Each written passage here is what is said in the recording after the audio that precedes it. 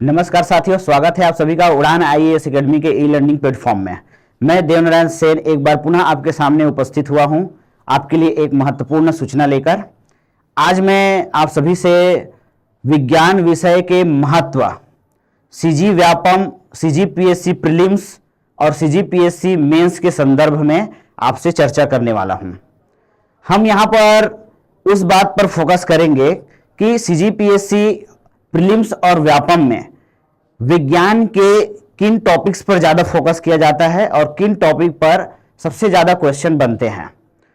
Question बनाने का pattern क्या है, क्वेश्चन किस तरह से सेट हो रहे हैं, उन सारे बिंदुओं पर हम चर्चा करेंगे। हम इस बात पर कम फोकस करेंगे कि प्रीवियस ईयर में क्या क्वेश्चन पूछे गए हैं। यह सब हम आंसर देकर समझ सकते हैं कि प्रीवियस ईयर में क्या क्वेश्चन पूछे गए हैं। हम इस बात पर ध्यान केंद्रित करेंगे कि कैसे क्वेश्चन पूछे जा रहे हैं, कैसे क्वेश्चन पूछे जा सकते हैं। अगर हम बात करें केवल वनडे एग्जाम के बारे में, व्यापम के बारे में, तो व्यापम में क्वेश्चन पूछने का एक पैटर्न चलता है। सीजीपीएससी प्रीलिम्स में और व्यापम में लगभग क्वेश्चन का जो लेवल रहता है वो लगभग एक समान रहता है, लेकिन सीजीपीएससी मेंस में हमें लिखना पड़ता है।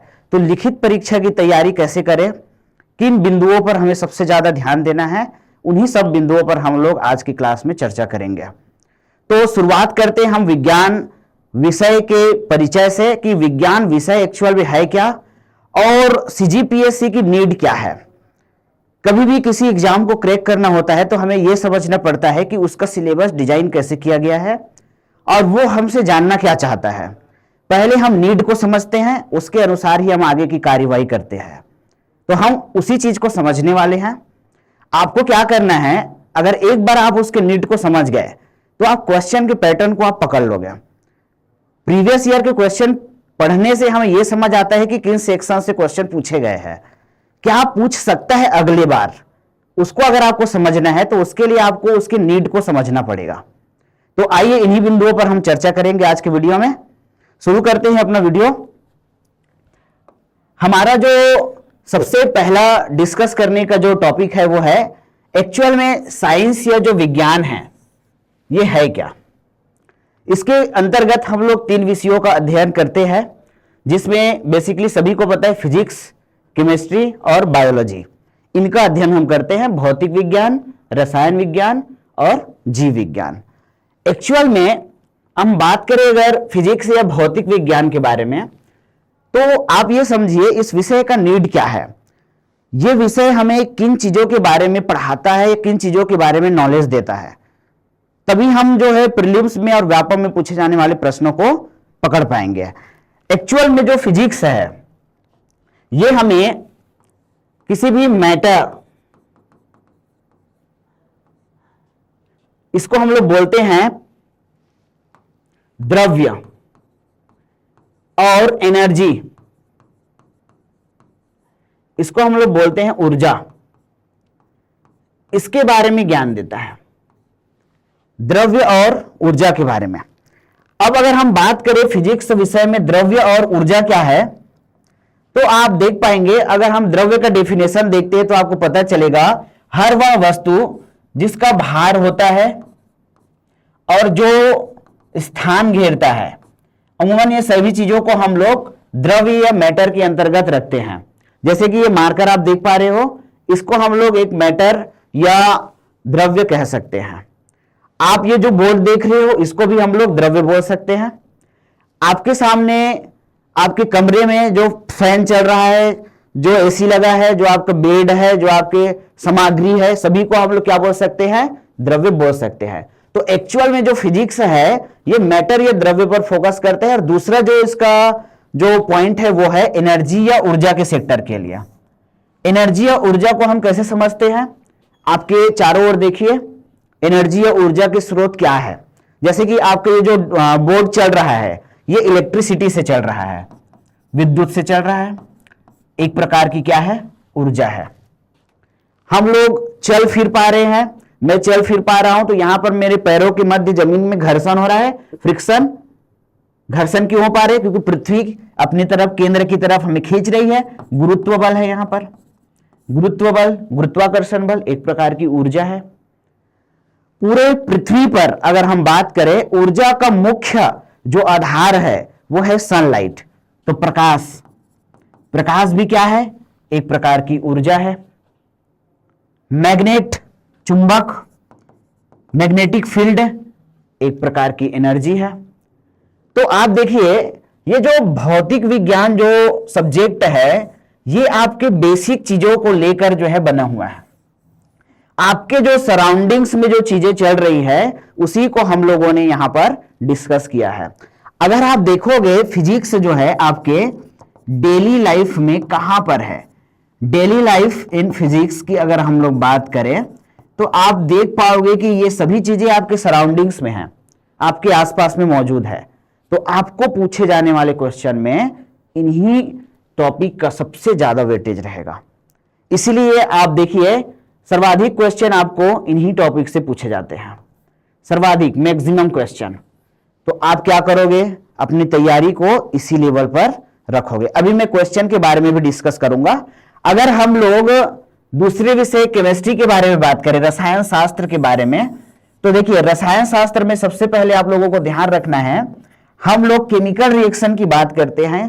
केमिस्ट्री मतलब केमिकल रिएक्शन, लेकिन सीजीपीएससी प्रीलिम्स में और व्यापम के किसी भी एग्जाम में आपको केमिकल रिएक्शन तभी पूछेगा जब वो उस फील्ड से संबंधित पोस्ट हो। जैसे कि आप लैब टेक्नीशियन दिला रहे हो, लैब असिस्टेंट का एग्जाम दिला रहे हो, या परिचारक के एग्जाम दिला रहे हो, तो आपको उससे संबंधित थोड़े डीप क्वेश्चन पूछ सकते हैं।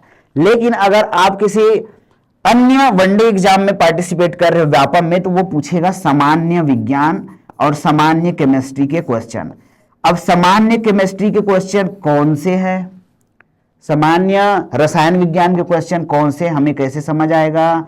तो आप बस ध्यान देना एक लाइन पर, केमिस्ट्री इन डेली लाइफ, इसको हम लोग कहते हैं दैनिक जीवन में रसायन।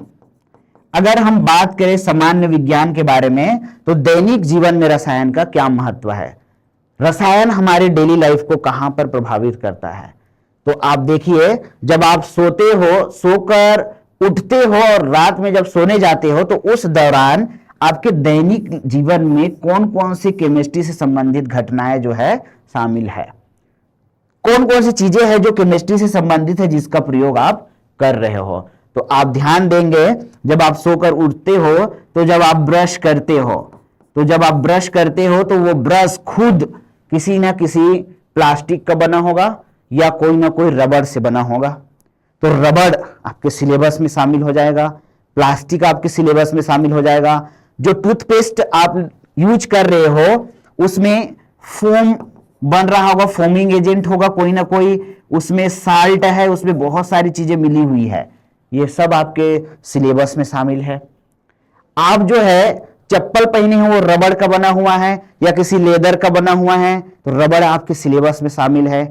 कांच, साबुन और निरमा, आपके किचन में चले जाइए आप, आपके किचन में कौन कौन सी चीजें मौजूद है, तो आपके किचन में है नमक, आपके किचन में है तेल, आपके किचन में जो साग सब्जियां रखी है, टमाटर, टमाटर में कौन सा एसिड होता है, नींबू, फूल गोभी, पत्ता गोभी, गाजर, गाजर के लाल रंग के लिए कौन सा रसायन जिम्मेदार होता है, टमाटर के लाल रंग के लिए कौन रिस्पॉन्सिबल है। बहुत सारे आपके सराउंडिंग्स में ऐसे टॉपिक है जो directly chemistry in daily life में शामिल है। आप अपने घर में अगर देखेंगे तो घर में सीमेंट, प्लास्टर ऑफ पेरिस, ऐसे बहुत सारे क्वेश्चन आपको देखने को मिल जाएगा। तो वही क्वेश्चन आपके वनडे एग्जाम में केमिस्ट्री में पूछे जाते हैं। आप देख लीजिए सीजीपीएससी प्रीलिम्स के क्वेश्चन, ये व्यापम आपको पूछा जाता है सोडियम बाइकार्बोनेट का रासायनिक सूत्र क्या है, या वो सोडियम बाइकार्बोनेट का सूत्र दे देगा और पूछेगा इसका रासायनिक नाम क्या है। वो पूछ देता है सीजीपीएससी प्रीलिम्स में CaSO4 × ½ H2O, बताइए इसका रासायनिक नाम क्या है, तो आप बोलोगे ये प्लास्टर ऑफ पेरिस है, इसका सामान्य नाम है ये। इसका रासायनिक नाम क्या है पूछ देगा, तो आप बोलोगे कैल्शियम सल्फेट हेमीहाइड्रेट।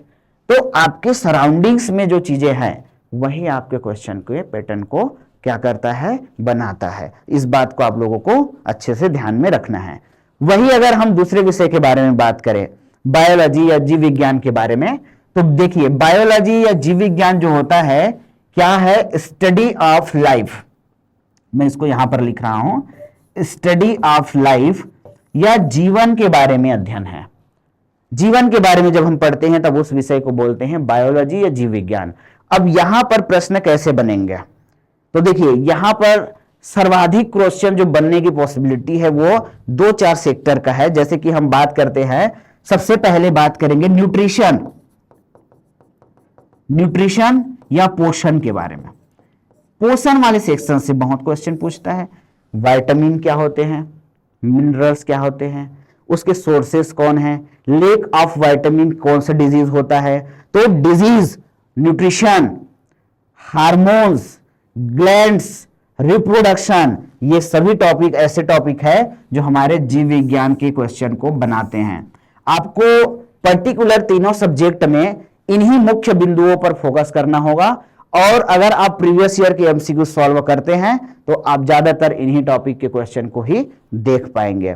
तो मेरा मानना यह है कि आप जब साइंस विज्ञान विषय की तैयारी कर रहे हो तो आप ये समझिए कि इस विषय का इंपॉर्टेंस हमारी डेली लाइफ में क्या है। जबकि आपको यह पता है कि आप कोई विषय विशेषज्ञता वाले एग्जाम नहीं दिला रहे हो, तो सामान्य विज्ञान के अंतर्गत आपको सामान्य क्वेश्चन ही पूछे जाएंगे। तो हमारे पास केवल वही चीजें बच जाती है जो हमारे डेली लाइफ को प्रभावित करती है।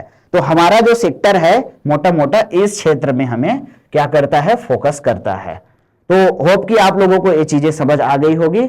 अब चलते हैं हम लोग इससे थोड़ा सा आगे। सीजीपीएससी प्रीलिम्स में अभी हाल ही में एक क्वेश्चन पूछा गया था, जैसे कि एक क्वेश्चन था, चीता का वैज्ञानिक नाम क्या है। तो देखिए ये जो क्वेश्चन आप लोग देख रहे हो सीजीपीएससी प्रीलिम्स का क्वेश्चन है, लेकिन ये बहुत टफ क्वेश्चन नहीं है।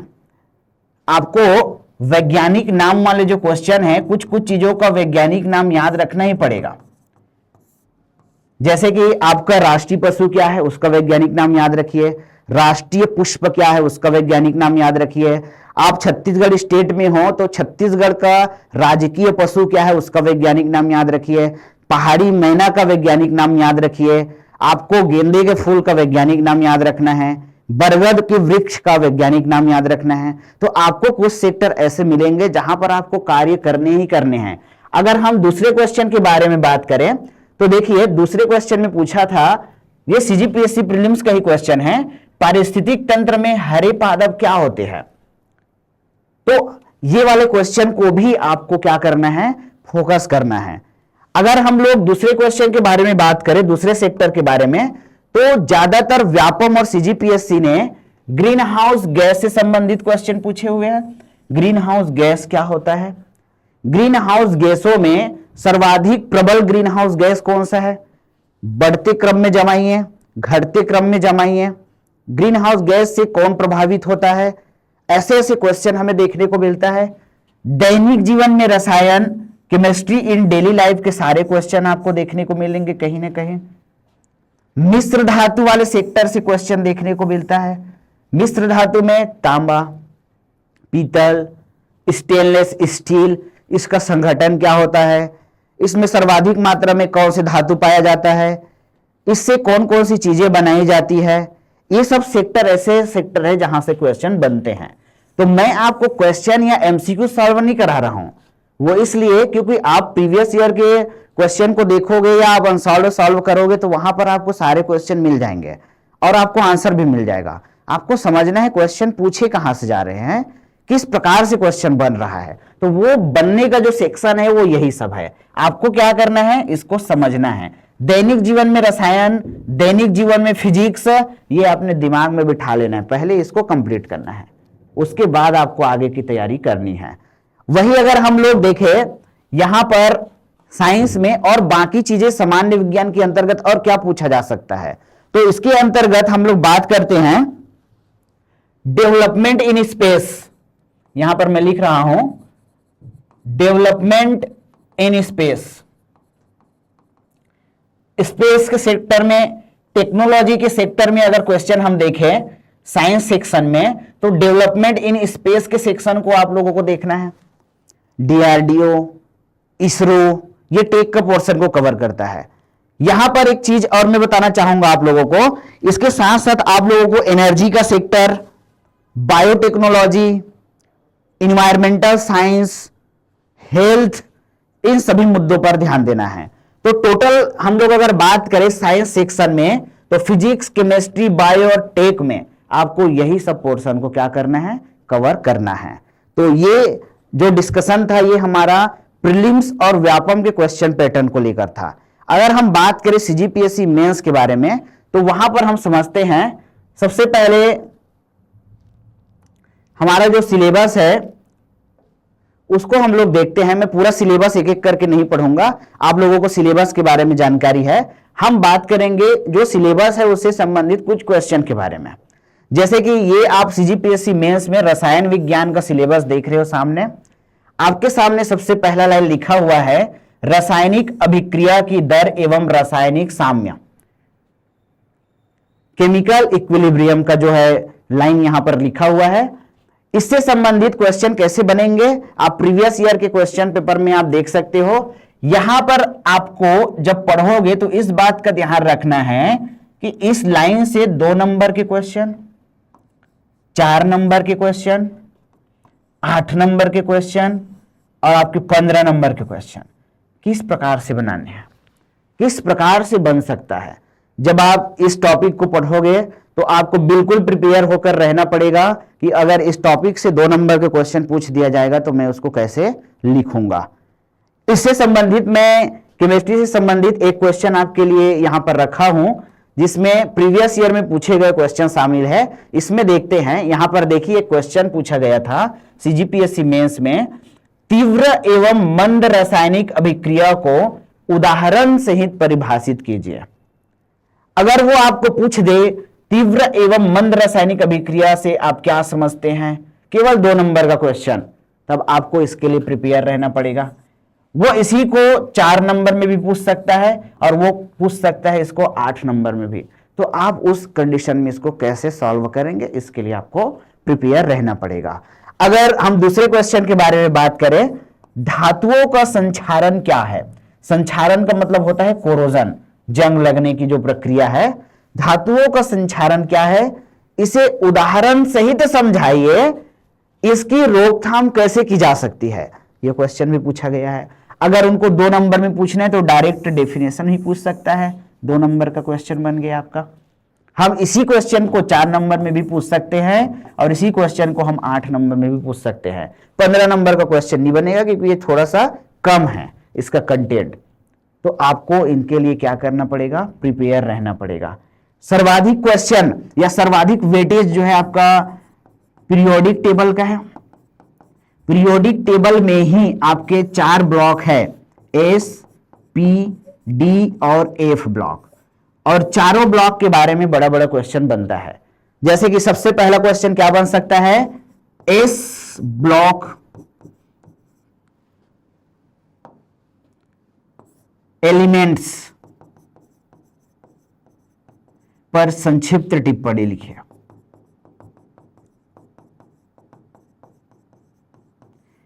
यह क्वेश्चन बन सकता है आपका। एस ब्लॉक एलिमेंट जो है यहां पर 2 वर्ग है, वर्ग 1 और वर्ग 2।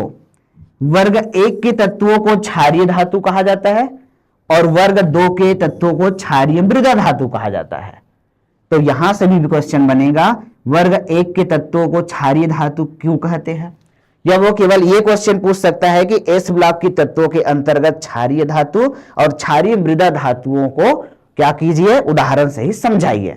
तो मैं जितना भी क्वेश्चन बोल रहा हूं ये कहीं पर लिखा हुआ नहीं है, ये आपके सिलेबस में इंक्लूडेड है और आपको इसको समझना है कहां कहां से क्वेश्चन बन सकता है। वो केवल ये क्वेश्चन पूछ सकता है कि पी ब्लॉक के तत्वों पर संक्षिप्त टिप्पणी लिखिए, या वो डी ब्लॉक के तत्वों के बारे में पूछ सकता है कि संक्रमण धातु तत्व किसे कहते हैं, क्वेश्चन मार्क, और क्यों कहते हैं। तो ये आपका क्वेश्चन पूछ दिया, अब आपको इसका जवाब देना है। तो इसके लिए आपको सबसे पहले पीरियोडिक टेबल को समझना पड़ेगा। पीरियोडिक टेबल क्या है, इससे कितने क्वेश्चन बन सकते हैं, क्योंकि प्रीवियस ईयर के जितने भी आप लोग क्वेश्चन देखोगे, आप सभी के पास कोई ना कोई अनसॉल्व्ड रहता ही है, जिसमें आपको क्वेश्चन का जो स्वरूप है वो देखने को मिल जाता है। उसके अलावा आपको अपना दिमाग लगाना है, तत्काल अगर क्वेश्चन पूछ दिया गया तो वहां पर आपको कैसे इसको डील करनी है। चलिए आगे बढ़ते हैं और हम बात करते हैं हमारा जो दूसरा जो विषय है केमिस्ट्री के बाद, भौतिक शास्त्र या फिजिक्स के बारे में। फिजिक्स के बारे में मैंने अभी अभी आप लोगों के साथ प्रीलिम्स के क्वेश्चन के डिस्कशन में मैंने बताया कि इससे प्रकाश से रिलेटेड क्वेश्चन कैसे बनता है, इससे मेंस में हम कैसे क्वेश्चन बनाएंगे। तो देखिए यहां पर जो फिजिक्स हमारा विषय है, इसका सिलेबस काफी लंबा चौड़ा आप लोग देख रहे होंगे। इसमें सर्वाधिक इंपॉर्टेंट अगर हम लोग बात करें तो लेंस का, प्रकाश का, इलेक्ट्रिसिटी का, ये सभी टॉपिक जो है मायने रखता है। इसका क्वेश्चन अगर मैं आप लोगों को दिखाऊं, सीजीपीएससी प्रीलिम्स में पूछा गया, मेंस में पूछा गया, तो आप लोग देख पाएंगे एक क्वेश्चन पूछा हुआ है दर्पण के बारे में। अवतल दर्पण के उपयोग समझाइए। ये ऐसा क्वेश्चन है जो एकदम वन लाइनर है और ये क्वेश्चन आपके 2 नंबर के क्वेश्चन के कैटेगरी में आता है। अवतल दर्पण के उपयोग समझाइए। आपको 2-3 लाइन में क्या करना है, इसके उपयोग को बताना है। अगर आपको यही क्वेश्चन पूछ देता अवतल और उत्तल दर्पण का उपयोग समझाइए, 4 नंबर का क्वेश्चन बन जाता। अवतल दर्पण और उत्तल दर्पण के अंतर को समझाइए, तो आपको इससे ज्यादा नंबर के जो है क्वेश्चन बनाने पड़ जाएंगे। अगर आपको पूछा जाए दर्पण के बारे में, अवतल और उत्तल दर्पण के उपयोग समझाते हुए परावर्तन और प्रवर्तन के नियमों को समझाइए, या परावर्तन के नियमों को समझाते हुए अवतल दर्पण और उत्तल दर्पण के बारे में लिखिए, तो आपको ये जो है क्वेश्चन थोड़ा सा एक्सप्लेन करना पड़ेगा। अगर हम लोग बात करें तो यहां पर आप दूसरा नंबर के क्वेश्चन को देख सकते हो। फिजिक्स में सीजीपीएससी मेंस में पूछा हुआ क्वेश्चन है, अवतल एवं उत्तल सतहों से प्रकाश के परावर्तन से बने प्रतिबिंबों का रेखा चित्र बनाइए। अब इन्होंने रेखा चित्र बनाने के लिए कह दिया है, तो आपको केवल रेखा चित्र बनाने तक सीमित नहीं रहना है। रेखा चित्र बनाने के बाद उसको एक्सप्लेन कैसे करना है, उसकी भी आपको तैयारी करके रखनी पड़ेगी। आप इस क्वेश्चन को कहां से लिए हो, ये जो क्वेश्चन बना है वो कहां से बना है, तो ये हमारा जो दर्पण वाला सेक्शन है, लेंस वाला सेक्शन है, वहां से ये क्वेश्चन बना है। इसको आप लोग याद रखिएगा।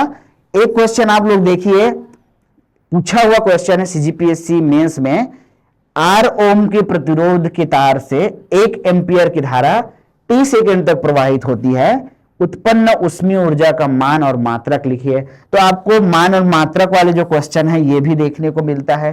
तो ये कुछ सेक्टर ऐसे हैं जहां पर आपको फोकस करनी है। तो ये जो आप क्वेश्चन देख रहे थे ये हमारे फिजिक्स के सिलेबस का था, और भी बहुत सारे ऐसे सेक्टर है जहां से क्वेश्चन बनता है। जैसे कि हम लोग बात करें, आप देख पाएंगे यहां पर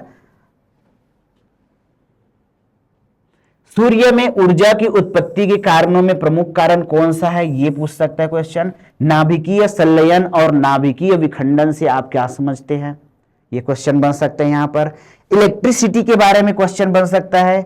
यहां पर आपको संयोजन एवं इसके आंकिक प्रश्न देखने को मिल सकता है। जो प्रतिरोधों का संयोजन होता है, प्रतिरोधों का संयोजन श्रेणी क्रम में, समानांतर क्रम में, इनके सारे प्रश्न आप लोगों को देखने पड़ेंगे। क्योंकि यहां पर केवल एक लाइन लिखा है, इसका मतलब ये नहीं कि यही बस पूछेगा।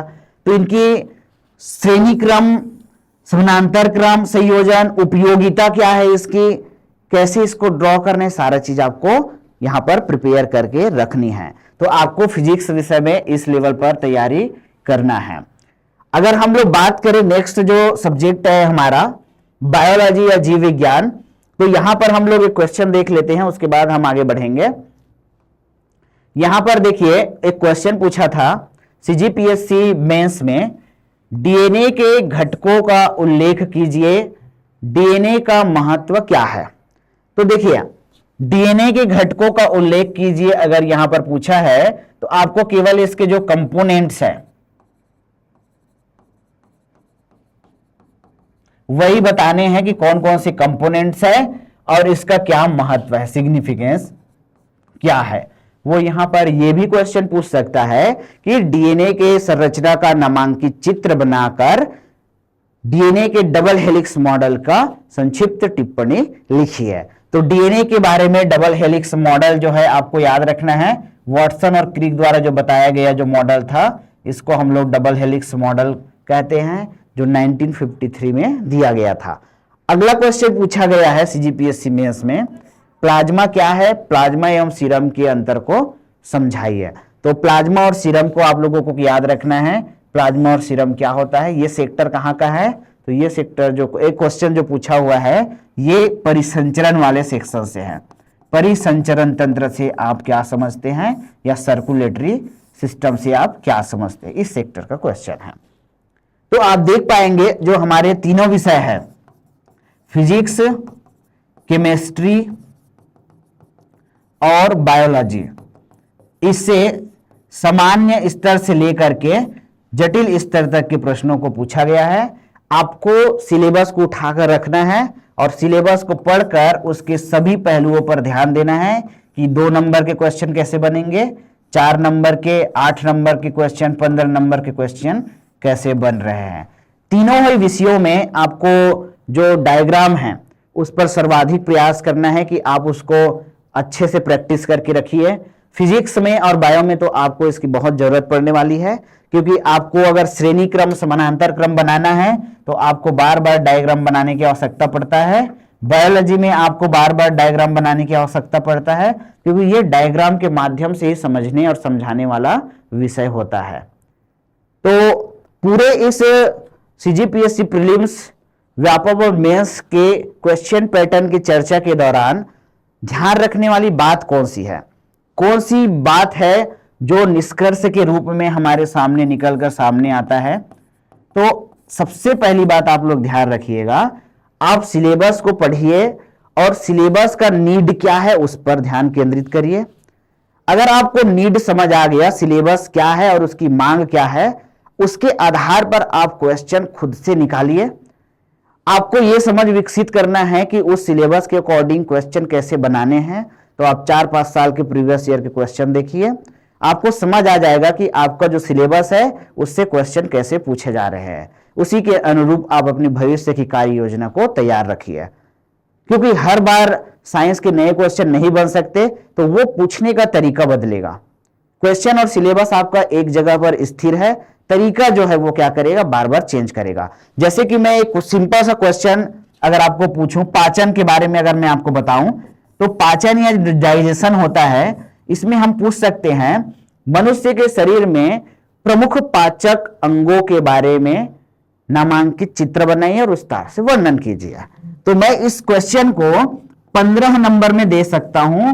और प्रमुख पाचक अंग कौन सा है, तो यहां पर मैं मुख का डायग्राम बना सकता हूं, मैं यहां पर आमाशय का डायग्राम बना सकता हूं, और मैं यहां पर आंत का डायग्राम बना सकता हूं, और तीनों को डिटेल में मैं एक्सप्लेन कर सकता हूं। और ये 15 नंबर का जो क्वेश्चन है, अगर मैं इसी को कंप्रेस कर दूं और आपको पूछूं मनुष्य के प्रमुख पाचक अंगों के नाम लिखिए या नाम एवं कार्य लिखिए, तो आपका जो क्वेश्चन है ना वो सिमट कर 2 नंबर में आ जाएगा। तो आपको इसके लिए क्या करना है, प्रिपेयर रहना है कि तत्काल क्वेश्चन को कैसे मोड को चेंज करना है।